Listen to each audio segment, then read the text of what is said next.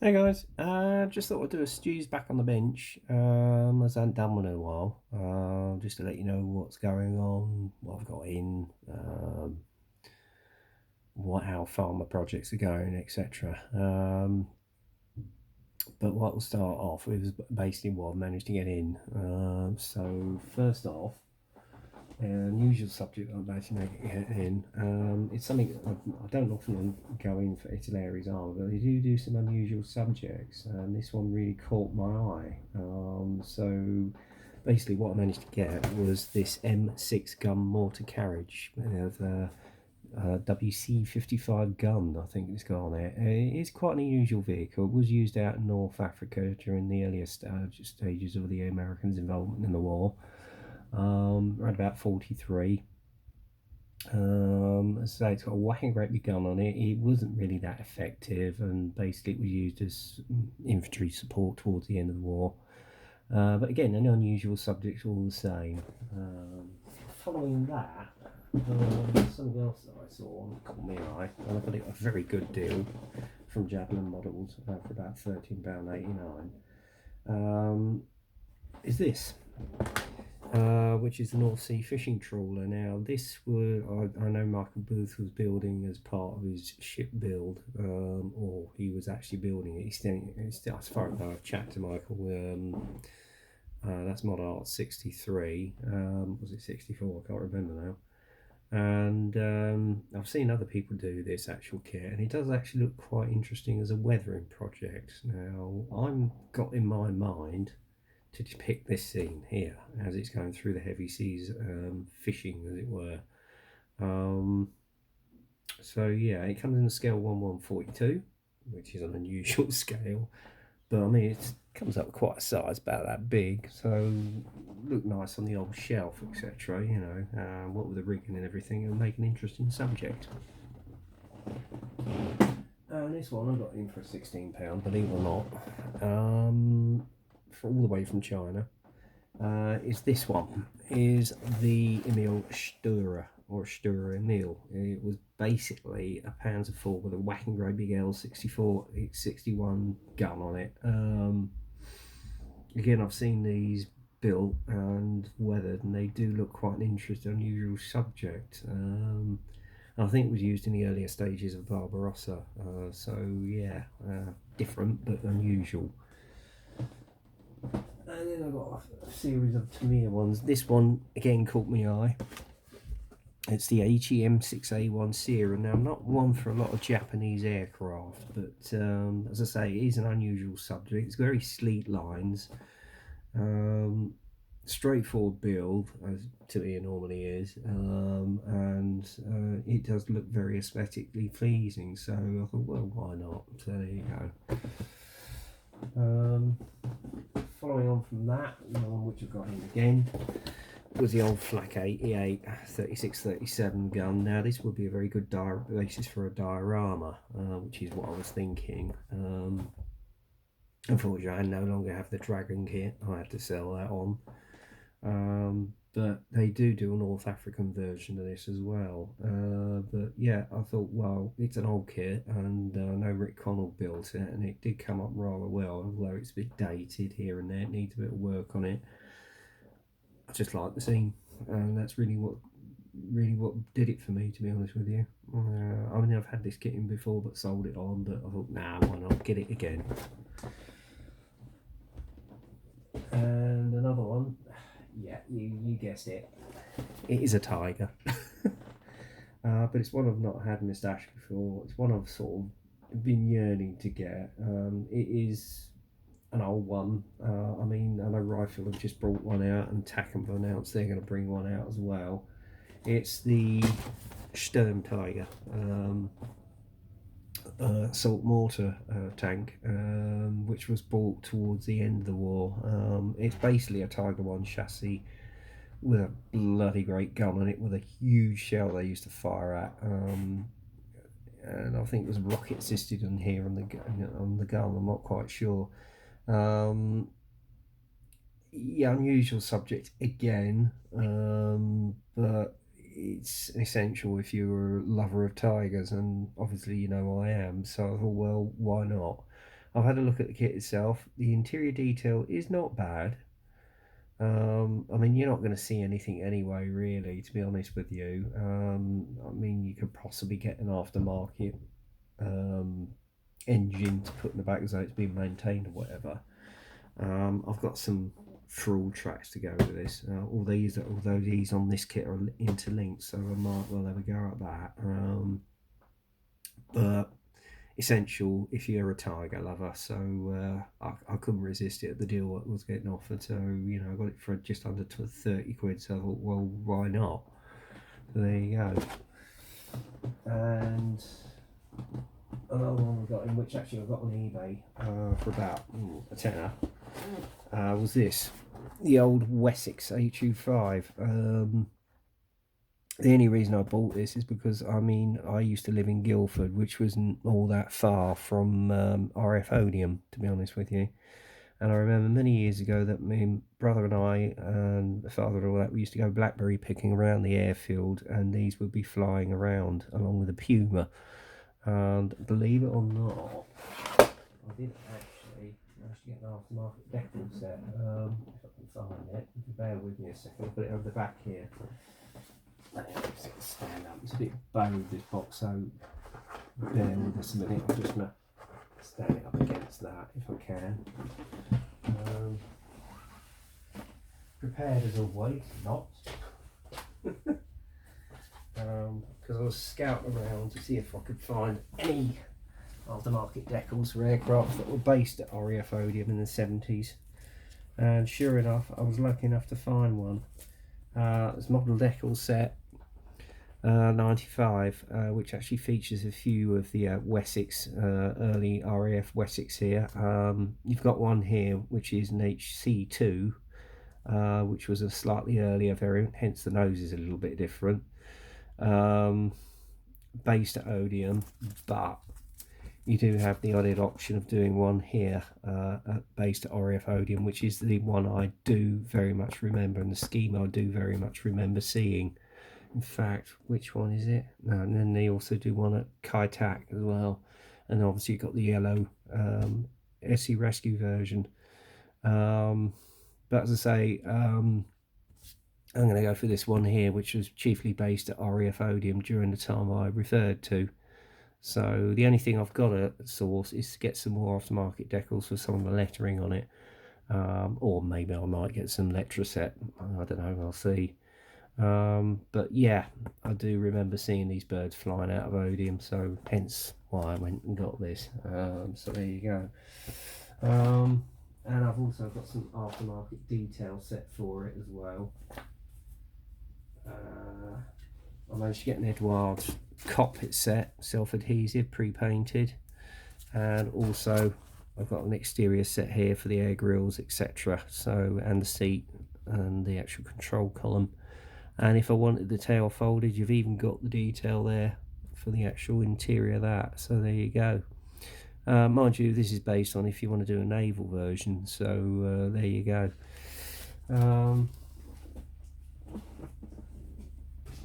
And what I'm trying to also do is get all the aircraft that were based on the Ark Royal, the R09, a flat top Ark Royal. Again, I managed to get in the Gannet AEW Mark III from Sword. It's not a bad little kit, plenty of detail here. Again, you can get some aftermarket interior detail sets for this, and I just love this scheme, to be honest, especially with the yellow and black nose on here with the beehive logo from 849B flight, which was based on the old Ark. So yeah, as you can see, that's your two options as well. You can do, I think, B flight based on Ark in 78, which was her final commission, and then obviously an aircraft which was based on Hermes as well in 68. So there you go. And obviously, because I want to do a SAR version of the Wessex that was based on it, I managed to get this one in. It is a bit crude, it does need a bit of work on it. I'm going to have to see if I can source some aftermarket grill for this. I'll have to hunt around, I think, for this, because if you want to get it up to the spec you need, it is quite crude. There's hardly any interior in it. I mean, it is enclosed, so it won't make much odds. Um, but yeah, you might have to get some aftermarket for the cockpit just to bounce it up a bit, you know, and the odd detail here and there. But I've actually got this one for about £6, to be honest, on eBay from Eastern Express. But yeah, you will have to get a bit of work done on it to bring it up to standard. But again, I did get some aftermarket decals from Model Decals. I am trying to virtually hunt out Model Decals set 18 because they've actually got an SAR version which was based on ARC in 1970. But I've got another Model Decal set, which is Model Decal set 99, which actually features a few SAR aircraft, which you can see there. So I might do a little bit of artistic license. I mean, they do Eagle SAR flight wetics on this one, which was the ARC sister ship, which was paid off in 72, and she kept the ARC going by being sourced for spares, to be honest. And she was moored up from 1972 till 78, 79 when they towed her away to be scrapped as well. But there you go. But they have got the Starflight version on Eagle in here and Hermes. I'm just trying to see if I can source any more reference material for the Starflight that was based on Ark Royal. As I say, trying to get hold of the Decal set, which I think was Decal set 18. Model Decal set 18 is few and far between. I've tried Scalemates. There's no luck on there, although they do have reference to it. But if anybody knows or anybody has a Model Decal set 18 they're willing to spare, I'll pay you. I'll PM you. I just don't care. I'd love to get hold of it because I want to do the entire air group which was based on there. So there you go.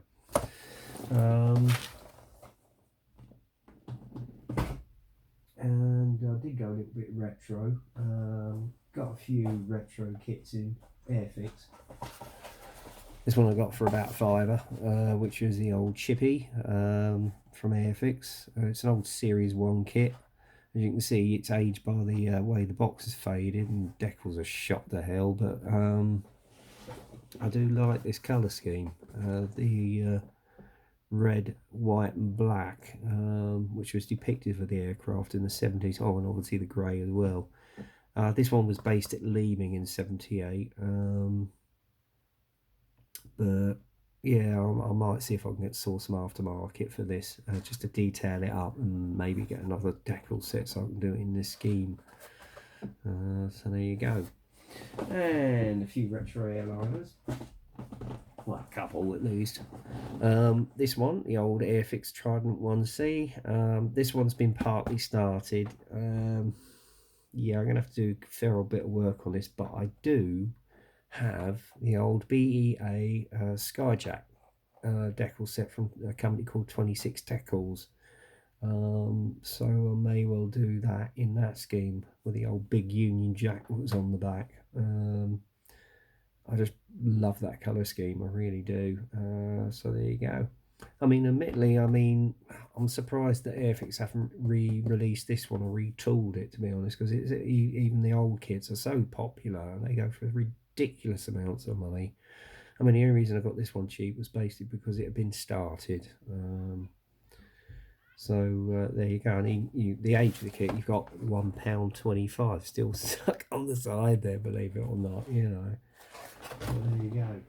And another BA stablemate is the old Vickers Vanguard. This is the reissued one. And yes, I will be doing it in the old red tail BEA scheme. I just think that is so attractive. It really does show out the aesthetic lines of the aircraft and makes it more pleasing. So there you go. This was actually sent to me in error because I had actually ordered the Airfix FG1 and it was sent to me by a supplier with an FGR2.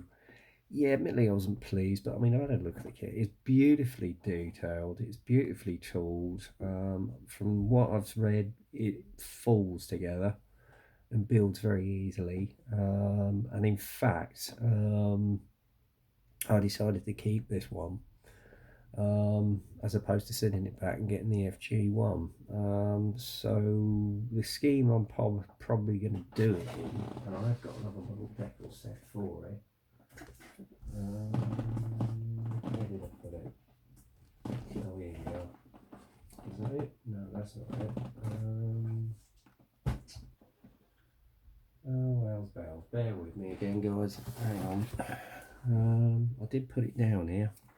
Here we go.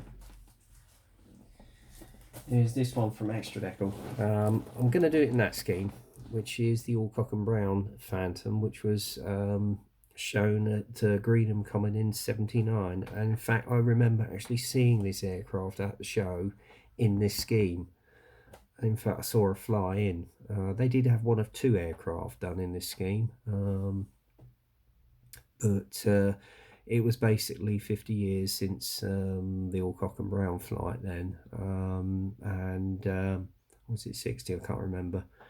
And it really caught my eye. In fact, this was the first ever Phantom to go in the low vis scheme, and it is now sitting at the Royal Air Force Museum in Hendon. Minus this scheme, unfortunately.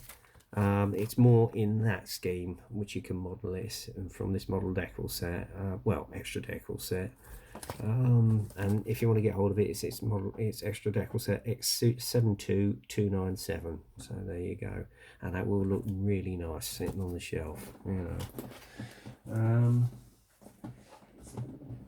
And finally, you know, I've been doing a sub, sort of Hunt for Red October theme, and this one, believe it or not, I was about to order one, and this was kindly donated by a modeler to me, so I'm very grateful. Unfortunately, he didn't leave a name, he didn't leave a note, just said, "This is for you, as I enjoy your channel so much." So whoever you are, thank you ever so much. I really appreciate this, but you shouldn't have. You know, you really shouldn't have. I mean, it was very generous of you and a very generous gesture, so there you go. But I'm not kidding you. Compared to the Dallas, this thing is a monster. So there you go. Anyway, getting on to that nearly. I'll just show you what other decal sets I managed to get in. I think this one is, no, actually, I think that is basically, oh yeah, it was this one. This one I've actually got in for a jumbo. I've actually got Moustache. Again, it's 26 decals, as you can see there. And it is for the original Boeing 747-100 series, which I've actually got an old box of a kit in my stash, which I've had for about 4 or 5 years, and I managed to trace this colour scheme, and I just love and adore this colour scheme. It's just so sleek and smart, and they've actually, because it's British Airways 100th year this year, I think 4 of their aircraft they've actually done in retro schemes, and one of the 747-400s they've actually done in the BOA C scheme, and I have to say that looks the smartest out of them all, although I'm surprised they didn't do one of their aircraft in the BEA Speedjack scheme. They've done it in the Red Tail but not the Speedjack scheme, which I was quite surprised at, but there you go. But I just love this colour scheme. I really think it just looks so sleek, and it just shows off the lines of the aircraft so aesthetically pleasingly. So yeah, that should be a nice one, actually get that on the kit. So there you go. In return, in regards to my bill, oh actually I even forgot one more. I got this one in for a £5. It's the Airfix following that T1 Yellow Jacks. That's going to go nicely beside my Jet Profits. I've got the Red Pelicans. It is the retool. I've had a look at it, and it does look a lovely little build. So yeah, that will go really nice with the little Jet Profits I've got in my stash. So there you go. Right, as regards bills, well, not a lot more progress on the Dallas since you saw my last post on my Facebook page if you've been following it on the air, but if it has regards videos, well, here she is. I've actually got the base colours on her now, which is, she's virtually nearly done. All I've got to do is just finishing off the detail painting on it, which I've just started. Um, although the prop came up a little bit messy, and I've got to touch it up with the lower hole colour. Now, I did actually do a lot of reference work as regards the hole colour on some of the photos, so this is the nearest I could do it with. I basically mixed it with the ordinary Tamiya red, um, which I think was XF7, and then put in a little bit of the Tamiya red brown just to dull it down a little bit, and then 2 parts white. So it would come to the nearest sort of colour that I could see from photo sources. So there you go. And as regards the black, well, I primed it over with UMP black, masked off the nose and the top part of the decking, and then just basically put the ordinary black down with 2 parts white, just to give it a little tonal variation. Now, the first time I did it, unfortunately, it took a great big swathe of paint off when I actually peeled it off to do the actual hull colour. So I thought to myself, right, respray it, which I did, and then I basically put on a clear coat to stop the paint from lifting, and then put down the lower hull coat again. Lo and behold, it did it again. So I had to mask it off again up the top, paint it again. Then this time I put masked off the bottom and painted the hole again, put a clear coat on, but it still didn't work. So I gave it one more attempt, and it's come up okay now. Now, admittedly, it did pick up a little bit of paint, so I had to sort of go along with a very even eye, and my magnifiers, which I've got here, and very steadily paint the edge by hand. So yeah, it's come up well. And then obviously I took the masking off, or I left the primer, just to give it that tonal variation, as you can see here, really. So I've just got to finish off the detail painting, including the stand. I'm just waiting for some Tamiya silver to come in so I can paint the periscopes, because this is on hold at the moment. And then basically once that's in, I'll get that done, and then clear coat her, put the decals on, and then give her a good matte coat of Galeria, and then that is it. She is done. Because I mean, I could weather it, but this particular craft was hardly ever weathered, so I think they kept her in pretty pristine condition. So she won't really have any weathering on her at all, you know. But yeah, she's coming on really well, so I'm pretty happy with this one. And it was a simple, easy build. I did it in one night, you know. Yeah, and as I say, I've got the Typhoon class, courtesy of a modeler who didn't leave his name. But there you go. And I am going to do a size comparison, because you will not believe the size of this damn beast. Right, well, as you've seen, that's the size of the Dallas, and this will be the size of the whole of the Typhoon class. Right, because believe it or not, this is the world's biggest class of submarines at the moment, and that's the Typhoon class, that's the Dallas. Yeah, she's literally the size of a Second World War aircraft carrier. So yeah, quite a comparison, if you can see what I mean. And I think I'm going to get started on this quite shortly, actually, because there's not much I can do until I get the paints in to get this finished. So I might get back onto this, but the only thing is I'm not going to leave the missile silos open. I'm going to close them up, to be honest with you, because I think if you leave them with a missile sticking out, it's just gonna look silly, to be honest with you. So there you go. So that will be the Red October, as it were. But yeah, what a hell of a big sub that is, jeez. And obviously this is the same class as the tragic Kursk, which unfortunately sank due to a fire in the reactor, and the crew unfortunately was suffocated. But there's been a film that has just recently come out on DVD called Kursk, The Last Patrol, and I recommend you see it. I've heard good reports about it, and do watch it, because it actually goes into detail about what actually happened at that time. And if you haven't seen the film Hunt for Red October, again, I recommend you heartily recommend you see it. I really do. So there you go. So that's that project. Now, the second project, obviously, that I'm on at the moment is my Panzer II from Tamiya, and it's the not Africa Core version that I'm doing. Now you're gonna have to excuse the slant of the stand, but this is how she's come on. The tank itself is virtually built. I've got all the figures built up. I've started work on the vignette, as you can see here.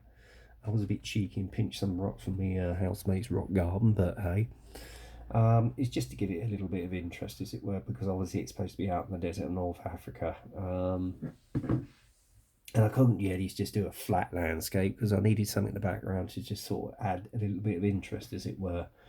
As you can see, I've not really glued them down. I've just placed them down with white tack, and it's just basically an overview of how the actual vignette will look when it's finished.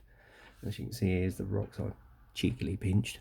But basically what I did with this, I laid down a coat. I basically masked this off with some tape, as you can see here, and then put down a layer of polyfiller, smooth that over with a bit of water, let it dry for about 2 or 3 hours, and then basically got the plastic tracks partly white tacked onto the kit to get them the right width, as it were, to leave track marks, and then put the track marks down. Once that was done, I then put the rocks in with the polyfiller, obviously to let that dry, and then did the track marks, and then let that dry overnight, rock hard, and then just basically put a base down of Woodland Scenic's ballast, as it were. So that's how far I've got so far with it. And then obviously I'm just giving you a sort of an overview as to how this vignette will look.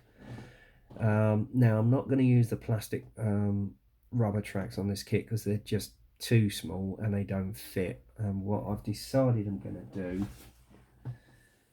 is I've got myself in some metal frill tracks to give it the amount of sag that it should actually have on there, because them being metal, they will get the crack sag on them. I've never built frill tracks before. It does look quite an easy process to do. All I've got to do is just basically get a 0.4 drill bit and then just drill through to get rid of any of the burr, put the actual thread wire in, and then they'll link up, as it were. So it looks quite an easy, simple process, and then I might well get them burnished, so to give it that sort of warm, rusty effect, as it were. Now, if you noticed, I haven't got the aerial up because the aerial is actually moulded as stowed on there. I did debate on whether cutting this and putting an aerial on, but I think I'm going to leave that as it is. But it's a lovely little build, quite quick and easy. No problems at all. I mean, admittedly, you got a gap underneath, so I put some plastic card underneath the kit, as you can see there, just to sort of square it off, and then sanded it back so that the tracks would fit. And I've done that on both sides, as you can see there. But yeah, quick, simple, easy little build. Figures build up nicely, and obviously you can see with the squad leader, I've put pith helmet on him instead of the normal sort of German helmet, as it were. Now, admittedly, in the illustration you got them with goggles, but I think I'm just going to leave that, really, to be honest with you, because it's going too far, to be honest with you. And I'm only trying to keep my hand in, as it were, you know. I might drill the gun out a little bit, or possibly the machine gun out, the drill bit, just to give it a little bit more authenticity. But there you go. I mean, the next process that will be going on with this is that I will basically prime all the figures, prime all the vignette, and then we're going into the painting stage. So watch this space. So basically, guys, that's what I'm at and what I'm doing as regards to my projects, what I managed to get in, etc. So I don't know when I'm going to do the next video, because obviously with work and life, etc. I don't know when I'm going to be posting, but there you go. and this has been going on for the best part of just nearly half an hour. So I think I'm waffled on quite enough, as it were, now for now. But as I say, I'm pleased with the way this is coming along so far. I'm just trying to keep the hand in, as it were. I did say I wasn't going to get involved in any group build because obviously I don't know with my situation, etc. As regards Telford, which is I think in about just over 2 weeks' time, I am not certain that I'm going to be there. Because it all depends on my brother, because obviously the train fare to get there is extortionate and it does make it quite a long day. He's looking at going and I'm hoping I'm going, and if I do go, if you see me, come along, say hello, and we'll have a chat. So there you go. But as regards Telford, as I say, I can't guarantee I'm definitely going to be there. I'm hoping to be there this year, and it would be nice to catch up with all you guys who I keep in touch with. Gary Bottoms, Paul Bretland, Phil Flory, and all the guys, and Len from Chancellor Wells as well, and obviously Steve Rowell as well, and Michael Booth. I'm hoping to see you there, Mike, if I can get there. That is, and then join up with you guys around about lunchtime and have a little get together as we normally do. So there you go. Oh, and hopefully Guido is going to be there as well. Guido, I'm hoping you're going to be there, Guido. But as I say, Guido, I can't guarantee I'm going to be there. It's all dependent on my brother. But it would be nice to see you because I haven't seen you in a couple of years. I know life has taken its course for you, but things have turned out well for you now. So there you go. And he's getting back into his modelling, guys, because I've seen one of his posts of a ship he's just built. Beautiful, absolutely beautiful. He's still got his hand in there, so there you go. Anyway, that's it for now, guys. So until the next time, get kit crazy, happy modelling, and I will speak to you soon.